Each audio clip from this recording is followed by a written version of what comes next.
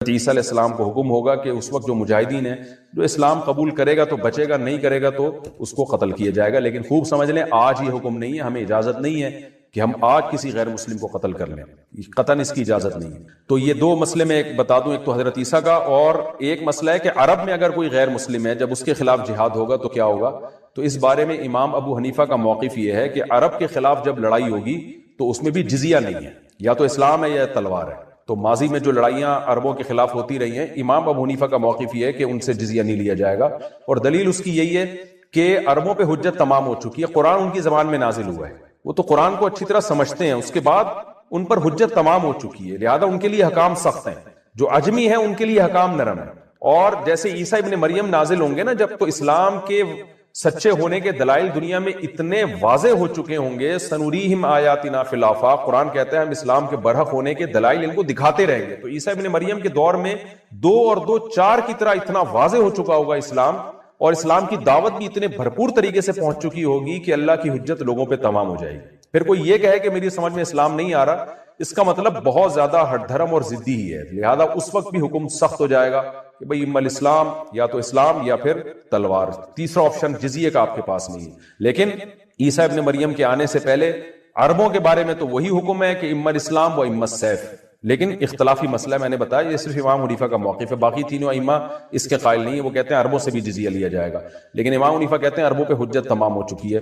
ان کے الگ الگ دلائل ہیں، اس میں جانے کا کوئی زیادہ فائدہ نہیں. اور ویسے بھی آج کل اقدامی جہاد تو ہے نہیں، تو اس ڈیٹیل میں جب عیسیٰ علیہ السلام کے دور میں اقدامی جہاد شروع ہوگا تو ویسے ہی جزیہ کے حکام ختم ہو چکے ہوں گے. اللہ کرے کہ اس سے پہلے مسلمانوں کے پاس اتنی طاقت آ جائے، خلافت قائم ہو جائے، ریاست قائم ہو جائے مضبوط جیسے ہوا کرتی تھی. یہ تو اب اللہ کی مرضی ہے. میرا مقصد تو صرف ابھی فقہی حکام بیان کرنا ہے. تو اس وقت بھی جو ہے نا حجت تمام ہو چکی ہوگی، لہذا اس وقت اسلام یا تلوار. تو یہاں حضرت ذوالقرنین کو اللہ نے کیا فرمایا، اما ان تعذب و اما ان تتخذ فیہم حسنا، چاہے تو آپ قتل کر دیں، چاہے تو آپ اچھا سلوک کریں. حضرت ذوالقرنین نے کہا جو ظلم کرے گا قتل کروں گا، پھر اللہ اس کو عذاب دے گا. واما من آمن وعمل صالحا فلہ جزاء الحسنى، جو ایمان لا کے نیک اعمال کرے گا اس کو بہت اچھا بدلہ دوں گا، اور سنقول لہ من امرنا یسرا، اس کے ساتھ میں اچھا معاملہ کروں گا. ثم اتبع سببا، وہ علاقہ فتح کر کے وہاں ذوالقرنین نے اپنا کوئی نائب بٹھا کے حکومت قائم کر کے ذوالقرنین وہاں سے نکلے. حتی اذا بلغ مطلع الشمس، پھر زمین کے مشرق کی طرف سفر کیا، یہاں تک کہ مطلع الشمس جہاں سے سورج طلوع ہوتا ہے نا، جو انتہائی آبادی ہے، کتنا لمبا سفر ہوگا آپ اس زمانے میں دیکھیں. تو وہاں پہنچے. وجدها تطلع على قوم، تو سورج کو دیکھا ہے کہ ایسی قوم پہ طلوع ہو رہا ہے. لم نجعل لهم من دونها سترا، کہ ہم نے اس قوم اور سورج کے درمیان کوئی آڑ نہیں رکھی. آڑ نہ ہونے کا مطلب یہ کہ چٹیل میدان میں وہ لوگ رہتے تھے، اور ایسے دیہاتی بدو قسم کے لوگ تھے کہ گھر بنانا بھی نہیں جانتے تھے، دھوپ میں پڑے رہتے تھے. اس ٹائپ کی کوئی قوم تھی. کذالک، اللہ فرماتے ہیں اسی طرح معاملہ ہے. یعنی ہم جو ذوالقرنین کا واقعہ بیان کر رہے ہیں بالکل اسی طرح ہے. یہ بلاغت ہے قرآن کی. ایک اشکال ہوتا ہے نا کہ انتہائی مغرب شمس کو فتح کرنے کے بعد، انتہائی مغربی علاقوں کو فتح کرنے کے بعد، اس دور میں جب آپ کے پاس سواریاں نہیں ہوتی تھیں، ہوائی جہاز نہیں تھے، تو انتہائی مشرقی حصے میں پہنچے کیسے؟ تو اللہ فرماتے ہیں کذالک، ایسا ہی ہے جیسا ہم بیان کرنے. اللہ نے ان کو وسائل دیے تھے، پہنچ گئے وہ. وقد احطنا بما لدیہ خبرا، اور ہم نے احاطہ کیا ہوا تھا ذوالقرنین کے ارد گرد جو کچھ بھی تھا اس کا احاطہ کیا ہوا تھا خبر کے اعتبار سے، یعنی ہمیں پوری خبر ذوالقرنین کی معلوم ہے. ثم اتبع سببا، اس کے بعد پھر آپ نے راستے کو فالو کیا. حتی اذا بلغ بین السدین، اب یہاں قرآن بیان نہیں کر رہا کہ کس سمت میں گئے، لیکن جمہور مفسرین اسی طرف ہے کہ اس سے مراد ہے شمال کی سمت. یہ مضمون چل رہا تھا کہ حضرت ذوالقرنین انتہائی مشرقی حصے کی طرف پہنچے زمین کے. وہ علاقے فتح کرنے کے بعد پھر حضرت ذوالقرنین نے زیادہ تر مفسرین کی رائے کے مطابق شمال کا رخ کیا. قرآن میں نہیں ہے کہ نارتھ کی طرف گئے یا ساؤتھ کی طرف گئے، لیکن کچھ چیزیں بدیہی ہوتی ہیں. آبادی ظاہر ہے اس وقت نارتھ ہی کی طرف زیادہ تھی، ساؤتھ کی طرف آبادی بہت بعد میں دنیا میں آئی ہے، اور اب بھی بہت کم آبادی ہے ساؤتھ کی طرف. تو غالب یہی ہے کہ نارتھ کی طرف حضرت ذوالقرنین گئے. قرآن کہتا ہے ثم اتبع سببا حتی اذا بلغ بین السدین. سد کہتے ہیں بند کرنا، کہتے ہیں نا سد باب. اور انسداد دہشت گردی، باب انفعال میں جائے گا تو انسداد یعنی دہشت گردی کو بند کرنا. تو سدین، 2 سد یعنی 2 آڑیں. تو پہاڑ کو آڑ سے تعبیر کیا گیا ہے کیونکہ پہاڑ رکاوٹ بن جاتا ہے ادھر کی آبادی ادھر اور ادھر کی ادھر جانے کے لیے، تو ایک آڑ کی طرح ہوتا ہے۔ تو قرآن کہتا ہے حتی اذا بلغ بین السدین، یہاں تک کہ جب دو پہاڑوں کے درمیان میں پہنچے، وجد من دونہما قوما، تو آپ نے پایا ان دونوں کے پیچھے ایک قوم کو، یا دونوں کے ایک طرف ایک قوم کو پایا، لا یکادون یفقہون قولا، ایسی قوم تھی لا یکادون یفقہون قولا، کہ بات سمجھنے کی صلاحیت ہی نہیں تھی اس کے اندر۔ دیکھیں حضرت ذوالقرنین جب مشرق کی طرف گئے تو زبان تو وہاں بھی نہیں آتی ہوگی، وہ الگ زبان ہوگی۔ جب سورج کے مغرب کی طرف گئے زمین کے دوسرے کنارے کی طرف، تو ان کی زبان بھی ذوالقرنین کی زبان سے میچ نہیں کرتی ہوگی، وہاں بھی ترجمان کی ضرورت پڑی ہوگی۔ لیکن وہاں قرآن نے یہ نہیں کہا کہ وہ بات سمجھتے ہی نہیں تھے۔ لیکن جب نارتھ کی طرف گئے ہیں تو قرآن کہہ رہے ایسی قوم دیکھی پہاڑوں کے پیچھے جو کچھ سمجھنے کی اس میں گویا صلاحیت ہی نہیں تھی، لا یکادون، ان میں کھوپڑی نہیں تھی ان کی۔ اس لیے زیادہ تر مفسرین اس طرف گئے ہیں کہ یہ کوئی وحشی قوم تھی۔ کوئی وحشی قوم ہوتی ہے نا جنگلوں میں جو رہنے والے، جیسے میں نے ایک ولاگ بنایا تھا، مسائی قوم ایک جنگل میں رہتی ہے، تو جنگلی قسم کی قوم تھی۔ کوئی ہو سکتا ہے پتے وتے جسموں پہ ڈھانپتے ہوں اور بالکل درندوں کی طرح جانوروں کی طرح رہتے ہو، تو اس ٹائپ کی قوم تھی کہ اوپر کھوپڑی ان کی خالی تھی، بات سمجھنے کی صلاحیت نہیں تھی ان میں۔ قالوا یا ذا القرنین، وہ ذوالقرنین سے آ کے کہنے لگے ان یاجوج وماجوج مفسدون فی الارض، کیا ذوالقرنین آپ اللہ کے نیک بزرگ ہیں، آپ آئے ہیں اللہ اللہ سکھا رہے ہیں لوگوں کو، دین کی دعوت دے رہے ہیں، توحید کی دعوت دے رہے ہیں، تو ایک کام ہمارا کر دیں کہ ایک قوم ہے یاجوج اور ماجوج جس نے زمین میں فساد مچا کے رکھا ہوا ہے۔ اب سوال یہ پیدا ہوتا ہے کہ جب اس قوم میں کچھ سمجھنے کی صلاحیت ہی نہیں تھی تو ان کو یہ کیسے پتا چل گیا کہ یہ ذوالقرنین اللہ کے نیک بندے ہیں، اور پھر ان سے بات چیت بھی ہوئی اور ذوالقرنین نے ان کو آگے یہ بھی بتایا کہ میں دونوں پہاڑوں کے درمیان سیسا پلائی ہوئی دیوار بنا کے ان پہاڑوں کو بند کر دوں گا، اس میں میرے ساتھ یہ تعاون کرو، تو یہ سب کانورزیشن ہوئی کیسے؟ تو اس کا جواب آسان ہے، ظاہر ہے جتنی بھی بے وقوف قوم ہو کسی نہ کسی طریقے سے، اشاروں سے، ترجمان سے، مختلف طریقوں سے اس کو، تھے تو بہرحال انسان نا، کوئی گدھے گھوڑے یا کوئی بندر تو نہیں تھے انسان۔ تو قرآن کا منشا صرف یہ ہے کہ ان کے ساتھ ذوالقرنین کو سمجھنے اور سمجھانے میں بہت زیادہ پریشانی ہوئی، تو مقصد صرف یہ بتانا ہے کہ بہت ہی کوئی بے وقوف قسم کی قوم تھی۔ تو باقی قرآن پھر جو واقعے کی تکمیل کے لیے پھر بیچ میں بہت ساری چیزوں کو حذف کر دیتا ہے جو غیر ضروری ہوتی ہیں۔ اب عقل مند یہ بات سمجھ جائے گا کہ ذوالقرنین اور ان کے درمیان جو بات چیت ہوئی، اس میں حضرت ذوالقرنین کو بہت زیادہ مشکلات پیش آئیں، ان کی بات کو سمجھنے میں بھی اور سمجھانے میں بھی۔ تو آگے پھر قرآن جو ہے نا کہ جو ان کا جو بڑا مقصد تھا وہ بہرحال حاصل ہو گیا، وہ اشاروں سے ہوا ہو، وہ کوئی ترجمان کے ذریعے ہوا ہو یا کسی بھی طرح سے ہوا ہو، تو حضرت ذوالقرنین نے بھی کوئی حل نکالا ہوگا نا کہ اس قوم کی بات کو سمجھنے کی ہم کوشش کریں، ان کو بہرحال دین کی دعوت دی ہوگی۔ تو اس اشکال کا جواب تو یہ ہے، کیونکہ قالو کا مطلب یہاں نہیں ہے کہ آئے انہوں نے ذوالقرنین کی زبان میں بات کرنا شروع کر دی، جو بھی اپنی زبان میں جس طرح سے بھی بات کی، چاہے اشارہ سے کی ہو یا ترجمان کے ذریعے کی ہو۔ دوسری بات یہ ہے کہ انہوں نے حضرت ذوالقرنین کی طاقت کا تو اندازہ لگا لیا تھا کہ یہ اتنے پاورفل ایک لشکر کے ساتھ آئے ہیں اور ان کے پاس اتنا اسلحہ ہے، اتنے گھوڑے ہیں، تو یہ ہنر مند ہیں۔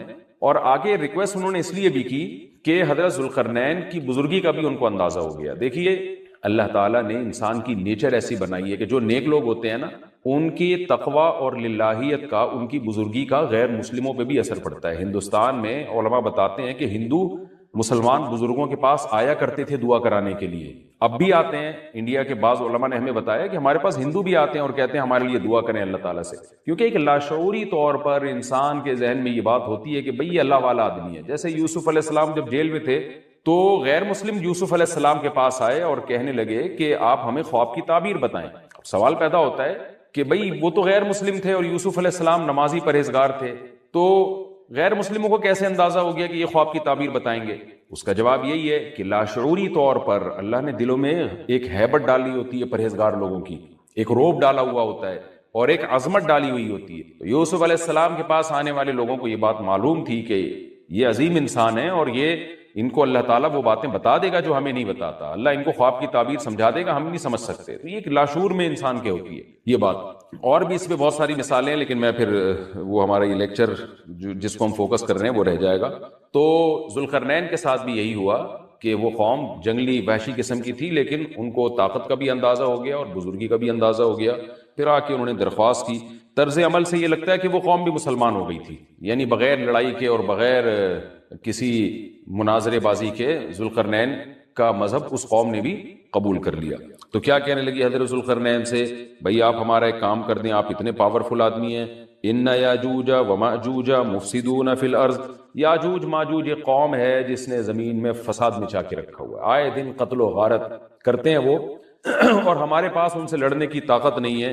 فَهَلْ نَجْعَلُ لَكَ خَرْجًا، کیا ہم آپ کے لیے خرچ بنا سکتے ہیں؟ کچھ اجرت خرچ کہتے ہیں، خراج کا لفظ آپ نے سنا ہوگا، ٹیکس کو یا اجرت کو، تو ہم آپ کو کمیشن دیں گے اس کا، ہمارے پاس پیسہ بہت ہے، وسائل بہت ہیں، لیکن وہ ٹیکنالوجی ہمارے پاس نہیں ہے جو آپ کے پاس ہے، تو ہم دیکھ رہے ہیں آپ کو اللہ نے ایک بڑی قوت اور طاقت دی ہے، تو پیسہ ہمارے پاس بہت ہے، ہم آپ کو اس کی اجرت دیں گے، آپ نے یہ کرنا ہے کہ اعلیٰ اس بات پر ہم آپ کو اجرت دیں گے تجعل بیننا وبینہم سدا، کہ آپ ہمارے اور ان کے درمیان ایک آڑ بنا دیں، ایک دیوار بنا دیں، کیونکہ بہت بڑی دیوار بنانی پڑے گی اور پہاڑوں کو کہ اس خلا کو ختم کرنا پڑے گا، وہ قوم آ کے ہم پہ حملے کرتی ہے اور ہمارا بہت نقصان کرتی ہے، تو آپ ایک ایسی آڑ بنا دیں جو ہمارے بس میں نہیں ہے۔ قال ما مکنی فیہ ربی خیر، ذوالقرنین نے فرمایا میرے رب نے جو مجھے ٹھکانہ دیا ہے، طاقت دی ہے، وہ بہتر ہے۔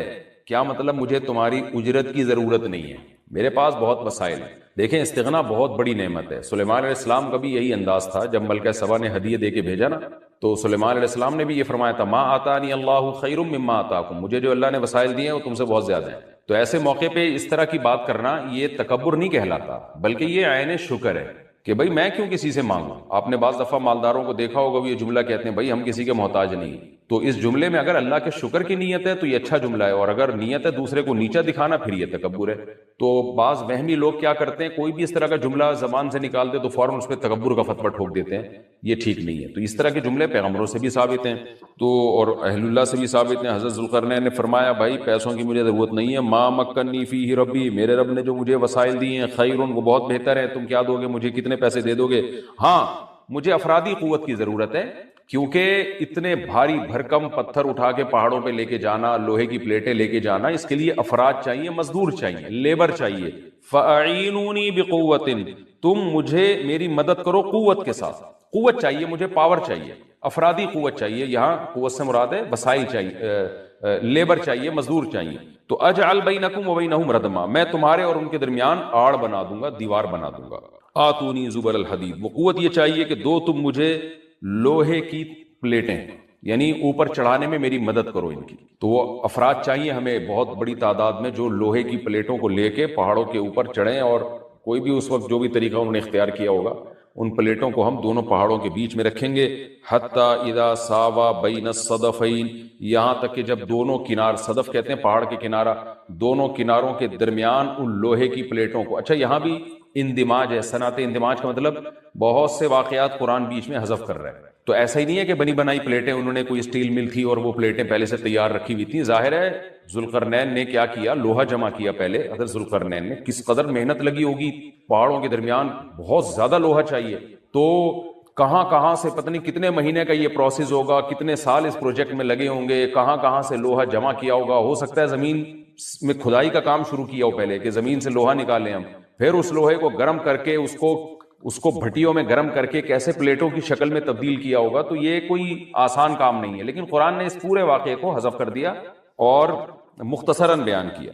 آتونی زبر الحدید، جو لوہے کی پلیٹیں ہم نے تیار کی ہیں وہ لا کے دو۔ حتی اذا ساوا بین الصدفین، جب ان پلیٹوں کو دونوں پہاڑوں کے بیچ میں ایسے ایسے نصب کرنا شروع کر دیا، ایک پلیٹ آئے، پھر دوسری پلیٹ، پھر تیسری پلیٹ، یعنی اگر ایسے کر کے پلیٹ لگاتے تو یہ تو پلیٹ تو بہت ہلکی ہوتی، یاجوج ماجوج اس میں سوراخ کر دیتے یا کچھ بھی اس کو توڑ دیتے یا جلا دیتے، پگھلا دیتے بھٹی کے ذریعے، کچھ بھی کر سکتے تھے، تو پلیٹوں کو ایسے کر کے رکھا گیا کہ چوڑائی میں جو ہے وہ دیوار بنے۔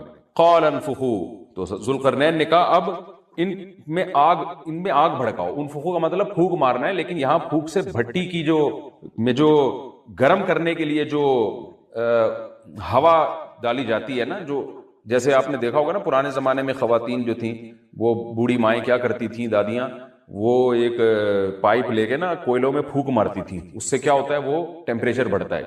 آج بھی میں نے گاؤں دیہاتوں میں دیکھا ہے بھٹیوں میں کہ وہ ہوا کا پریشر بنانے کے لیے انہوں نے کچھ دیسی قسم کی مشینیں لگائی ہوئی ہوتی ہیں۔ ایک صاحب کو میں نے دیکھا کوئی سائیکل کا پہیے پہ پتہ نہیں کون سی مشین لگائی ہوئی ہے، اس سائیکل گھمائے جا رہے ہیں، ادھر سے ہوا نکل رہی ہے اور وہ لوہا پگھلنا شروع ہو گیا۔ تو بھٹی میں جو پہلے زمانے میں ٹیمپریچر بڑھایا جاتا تھا وہ ہوا کا پریشر بڑھا کے ہی بڑھایا جاتا تھا، یا ہو سکتا ہے کوئی گیس ہو جس کا پریشر بڑھانے کو انفخو سے تعبیر کیا جا رہا ہے. حتی اذا جعلہ نارن، یہاں تک کہ جب ان پلیٹوں کو بہت زیادہ گرم کر دیا اور آگ کی طرح، وہ پلیٹیں بیچ میں نصب کر کے نا آگ کی طرح پگھلنے لگیں، پانی کی طرح وہ پگھلنے لگیں.